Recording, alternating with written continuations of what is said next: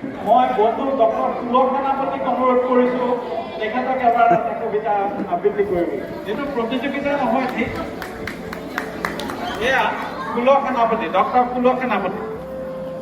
ধন্যবাদ।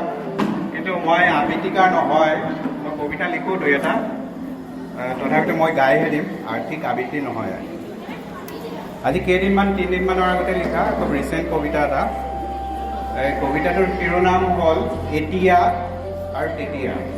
এতিয়া নিৰন্ন সময়, কিনা বেচাত জাৰজ সম্পৰ্ক, নিলজ্জ দৰদা, নিশান্ত কামনা, ঘন উশাহত ক্ৰোধৰ অগ্নিশিখা। এতিয়া ঠুনুকা হৃদয়, বসন্তত সলনি নহয় ঋতু, যতৰে যতনাই নলয় চেনেহৰ বিহুৱান, বুকুৰ ধমনীত বন্দিত ৰেডিমেড ঈশ্বৰ। তেতিয়া কোমল ৰদালি হেঙুলীয়া আবেলিত মৰমৰ কুঁহিপাত, জীৱনৰ ছবি। এতিয়া কপালত এটাই তিলক, শোষণ বা তোষণ, প্ৰাপ্তি বা তৃপ্তি, বিৰক্তি বা বিদ্বেষ, বাসনাত নভৰা জীৱন। এতিয়া প্ৰেম আবেগৰ দৰ নাই, য'ত আবেগ নাই তাত প্ৰেমো নাই, বাৰীত গোপনে লেৰেলি যায় গোলাপৰ পাহি।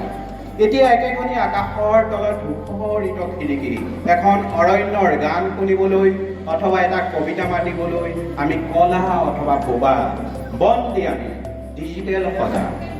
এতিয়া সপোন দেখিলেও মনত নৰয়, কেতিয়াবা সাৰ পাওঁ, কেতিয়াবা টোপনি যাওঁ, গমকেই নাপাওঁ। বেলি পৰো পৰো, তথাপি নিজকে নাজানিলোঁ। ধন্যবাদ।